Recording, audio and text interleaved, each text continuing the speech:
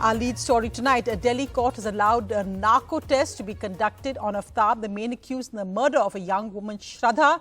Today, there were loud protests and slogans by lawyers at a Delhi court.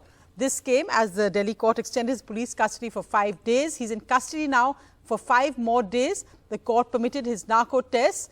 Amid these slogans and against Aftab, the death slogans, the court agreed to a police request which said that he could not be brought to court because of fears of threats.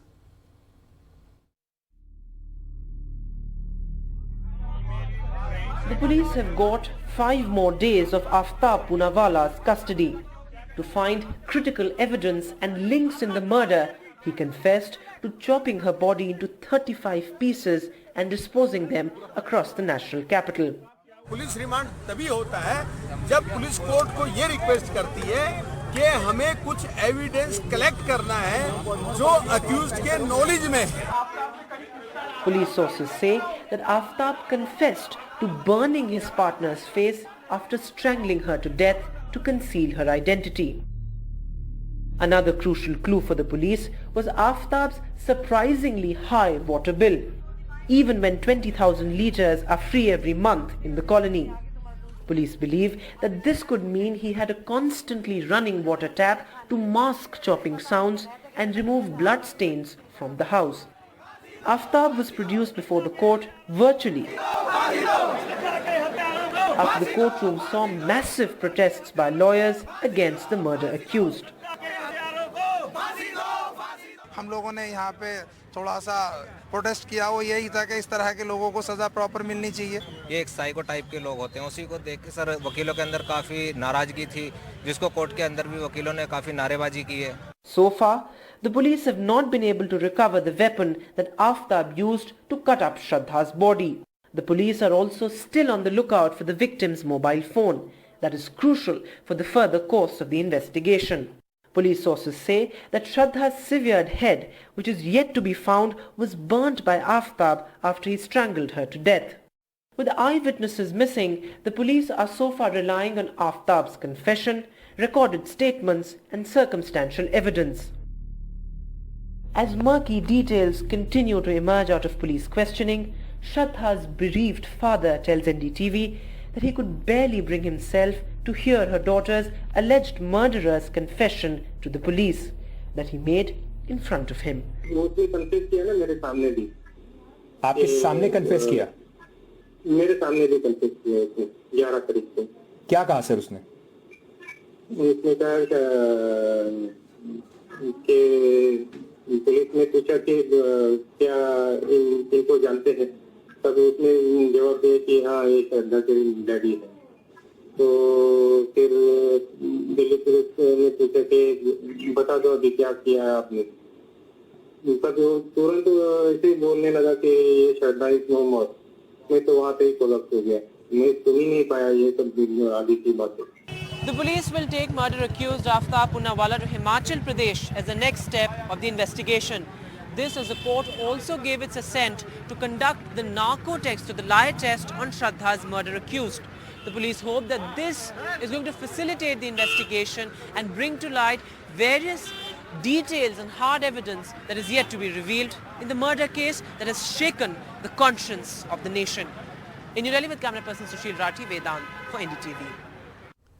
The other big headline, Jharkhand's Chief Minister Hemant Soren is the first sitting Chief Minister to be questioned by the Enforcement Directorate. He is currently being questioned by the ED for alleged links to mine allotment. However, this questioning has been on now from noon, so it's 8 hours that he's still being questioned. Before the press conference, an aggressive Soren said that he is a Chief Minister. Will he flee the country? Why is the ED summoning him continuously? But the BJP has said it's a black day that the Chief Minister is being accused of allotting a mine to himself. Jharkhand Chief Minister Hemant Soren finally at the door of the ED office in Ranchi, the first sitting Chief Minister to appear before the agency, accompanied by his younger brother Basant Soren. Before arriving, Soren kept up his aggressive approach, asking whether as Chief Minister, why would he flee? मैं राज्य का मुख्यमंत्री हूं, एक संवैधानिक पद पर हूं और जिस तरीके से सम्मान की कार्रवाई चल रही है, लगता है कि हम लोग देश छोड़ के भागने वाले लोग. और मेरे राजनीतिक इतिहास में मुझे नहीं लगता है व्यापारियों को छोड़कर कोई राजनीतिक दल देश छोड़ के भागा हो या राजनीतिक दल के नेता देश छोड़ के भागे हो. The Enforcement Directorate claims they're probing Soren for links to money laundering through illegal mining after they arrested and questioned his aides Pankaj Mishra and 2 others. The ED says it has identified 1,000 crore rupees as proceeds of crime related to illegal mining. But Soren said that the case is the latest attempt by the BJP to destabilize his government, referring to the move to disqualify him as an MLA on charges that he awarded himself a mining contract.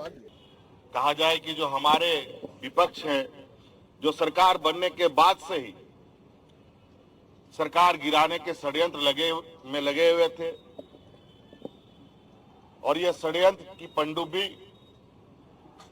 जो पानी में डूब करके काम कर रहा था आज उस पनडुब्बी को धीरे धीरे बाहर लाने का प्रयास किया जा रहा है. See, we consider this to be a black day in Jharkhand's history when a sitting chief minister has to appear before an investigating agency and that too in a corruption case. Now all eyes will be on the Enforcement Directorate, which is going to take a call based on today's interrogation whether to let him off or opt for his custody, which may create a new political challenge. With Manish Kumar in Ranchi, Bureau Report, NDTV. And the opposition claims that the Enforcement Directorate is being used as a political weapon against them. Today, Delhi Minister Satyendra Jain's bail plea was rejected by a CBI court. The court said Satyendra Jain is an influential person. If granted bail, he can influence witnesses. So the Enforcement Directorate opposed the bail. The AAP has said that these cases are politically motivated. The big political controversy today is the reaction from Maharashtra government against comments made by Rahul Gandhi over Savarkar and a letter that he displayed during his Maharashtra Yatra. Now, why this is important politically is because Uddhav Thackeray, a key ally of the Congress in Maharashtra, has said that he doesn't agree with Rahul Gandhi's stand. The BJP is hitting out, saying that Bal Thackeray in heaven would be looking down and be shocked by the fact that Aditya Thackeray walked with Rahul Gandhi. ये सावरकर जी की चिट्ठी है जिसमें उन्होंने अंग्रेजों को लिखा है. हिंदी में ट्रांसलेशन कर देता हूं. सर, मैं आपका नौकर रहना चाहता हूं. ये मैंने नहीं लिखा, ये सावरकर जी ने लिखा है. Rahul Gandhi waving a copy of a 102-year-old letter in the latest political battle in Maharashtra following protests by the ruling Shiv Sena faction against Gandhi's criticism of Savarkar. The letter by Savarkar, the Hindutva ideologue, seeks amnesty from his British jailers. Savarkar is venerated by both the Shiv Sena factions as well as the BJP. The ruling alliance of the Shinde, Shiv Sena and the BJP has attacked Rahul Gandhi to drive home the ideological difference between the opposition alliance between the Congress and the Thackeray Sena. मी विचार केल्यावर मला असं वाटतं की त्या ठिकाणी स्वर्गात बाळासाहेब ठाकरेंना काय वाटत असेल ज्यावेळेस ते बघत असतील की त्या राहुल गांधी सोबत आदित्य ठाकरे हे पदयात्रा करतायत. Notably, former Chief Minister Uddhav Thackeray accepted the differences with Rahul Gandhi over Savarkar, but also attacked the BJP. मैंने कहा कि आदरणीय स्वातंत्र्यवीर सावरकर, उनके बारे में हमारे मन में दिल में श्रद्धा और प्रेम है, निष्ठा है. वो ऐसी जाएंगी नहीं, जाने वाले नहीं. जिन लोगों का स्वातंत्र्य संग्राम जाने ना 75 साल पूरे हो गए, उसके पहले जो भी हमें सवाल कर रहे हैं उनका योगदान क्या है स्वतंत्रता के लिए. The breakaway Sena, which is now in power, has called for Gandhi's Bharat Jodo Yatra to be stopped in Maharashtra. ही भारत जोडो यात्रा आहे ती खऱ्या अर्थाने थांबवावी महाराष्ट्रात आणि त्यांना महाराष्ट्रात कायद्याचं राज्य आहे, महाराष्ट्रात स्वातंत्र्यवीर सावरकरांचं राज्य आहे, त्यांच्या विचारांचं राज्य आहे हे त्यांना दाखवून द्या. सरकार को लगे कि भारत जोड़ो यात्रा को रोक देना चाहिए तो रोकने की कोशिश कीजिए, करिए. There have been several controversies regarding Savarkar in Maharashtra politics earlier as well. But the way first Aditya Thackeray walked with Rahul Gandhi in the Bharat Jodo Yatra and later while Uddhav Thackeray distanced himself from the controversial statement made by Rahul Gandhi, he attacked BJP as well. It shows that for the movement, the Thackerays will be with the Congress in the Mahavikas Aghadi. However, on the other hand, the BJP and the Shinde faction will try to raise this issue again and again and question the Hindutva of the Thackerays. In Mumbai with camera person Sanjay Mandal, Sohit Mishra, NDTV. Well, moving to the other big story tonight, the Morbi Municipal Corporation, that's where the bridge collapse leading to the deaths of 135 people, has said in court that they are responsible for the tragedy and that the bridge should not have been opened early. The Gujarat High Court has now asked the Municipal Corporation chief to appear in person next week. Almost 3 weeks after 135 people were killed in the Morbi bridge collapse, the municipality took responsibility, but only just. After 2 notices by the High Court, the BJP-ruled municipal corporation said in a written affidavit that the bridge shouldn't have been opened. The affidavit also read, public shouldn't have been allowed on the bridge unless it got a fitness certificate, which didn't happen.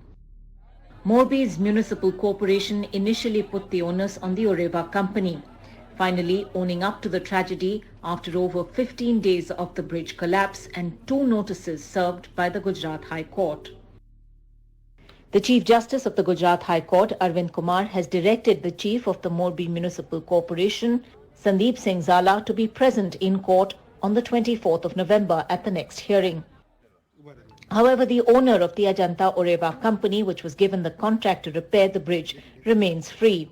He's not even been named in the police case. The Morbi tragedy is now an election issue, with the opposition Congress targeting the BJP for shielding Oreva's owner and alleging close ties with Prime Minister Modi. BJP government is trying for a major cover-up, protecting the accused, who happens to be one of the close allies of the BJP, and rules have been flouted. It took the Gujarat High Court to send 2 notices to the Morbi Municipal Corporation for them to finally own up to the criminal negligence for the bridge collapse after over 15 days of the tragedy. But the Oreva company's owner has still not been questioned. What will it take for the accountability to be pinned? Because let's not forget, 135 lives were lost, most of which were of women and children. With camera person Ravi Joshi in Gujarat, I'm Tanushri Pandey reporting for NDTV. Moving now to a story which is creating much concern in Mumbai, and that's a measles outbreak. Already this year, there have been 164 cases. 7 children are suspected to have died because of measles. Now, last year, there were only 9 cases. And people are saying, medical experts are saying that the outbreak this year is because of the vaccinations, which were stalled last year because of COVID. Zainab Ada, Jahangir Sheikh, Abdul Qayyum, anxious relatives waiting in hospital as their children battle a deadly measles outbreak. Most of these children are undergoing treatment at the Kasturba Hospital for infectious diseases. Starting में ना उसको ना सर्दी जुकाम बुखार उसको बहुत आ रहा था, फिर वो इचिंग हो रहा था, उसके प्रॉब्लम हो रहा था स्किन में, तो डॉक्टर को मैंने वहाँ पे प्राइवेट दिखाया था, उन्होंने बोला सही हो जाएगा, इधर लेकर आया तो उन्होंने बोला एडमिट करने. However, some parents say their child fell ill even after being vaccinated. क्या उम्र है बच्चे की? वो 2 साल 3 महीने. 2 साल.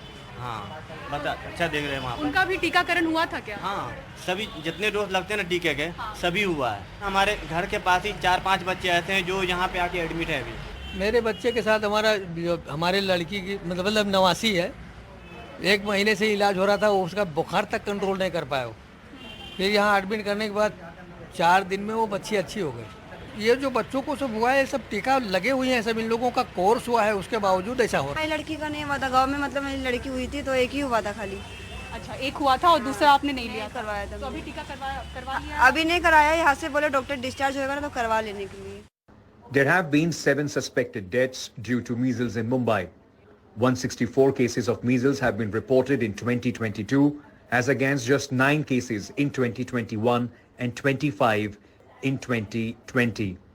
80 patients are currently in hospital. Patients have been reporting rashes all over their body, along with fever and dry cough. The highest concentration of cases are in 2 of Mumbai's 8 civic wards, Govandi and Mankhurd. 2 patients ventilator पे हैं and 5 patients are on oxygen. Kasturba में 4 deaths हुए हैं, तो उसका death committee जो होगी, that will confirm the cause of death. The sharp rise in measles cases has officials worried. According to Mumbai civic body, the BMC, there are about 20,000 children who have not been vaccinated against measles. Lack of vaccination and malnutrition in children are being cited as the reasons for this spike. A central team of experts is now helping with containment measures, and civic officials have appealed to parents to get their children in the age group of 9 to 16 urgently vaccinated against the disease. Bureau Report, NDTV. It's shocking that children are still dying of measles in India's financial capital. Moving on to other news, while the markets declined today, the rupee weakening with the Sensex slipping 230 points, the Nifty falling by 65 points. Auto shares declined the most. The rupee also weakened by 34 paise, closing at 81 rupees 64 paise to the dollar. UK inflation at 11.1%, the highest in 41 years. But why are the markets down? Also because of the global inflation and that the Fed president expects at least another percentage point rate hike in the United States. The Fed president daily said that pausing rate hikes is off the table. Investors are also reevaluating risks of US rate hikes as well as global inflation. Meanwhile, in the United Kingdom, major tax hikes announced by the new finance minister as recession looms. In fact, the finance minister said recession is here. The UK announced major tax hikes and spending cuts as well, with finance minister Jeremy Hunt outlining £30 billion in spending cuts, also outlining £25 billion in tax hikes. Jeremy Hunt said that the measures are to ensure that the government and the Bank of England are now working in lockstep. More Britons will also pay the top income tax rate in the budget squeeze. European markets and the pound tumbled as investors eyed the fine print of this latest budget announced by the United Kingdom. And all this coming, of course, amid the biggest tech layoffs happening now globally. Well, it started with Twitter, and let's just look at the numbers. So, Meta, 11,000 employees laid off. Amazon has just announced their latest cuts, 10,000 employees laid off. Twitter, 3,700 employees, Microsoft, 1,000 employees, and Salesforce, 1,000 employees. These are also having an impact in India. Indian startups also laying off people. Byju's, 2,500 people. Ola, 1,200. Una Academy, 1,000 employees. Now, these tech companies, big or small, are saying they need to do this to survive. But many questions being raised about whether the tech bubble has actually burst. These are just a few messages pouring in as Amazon fires over 10,000 of its employees, cutting down 3% of its global workforce.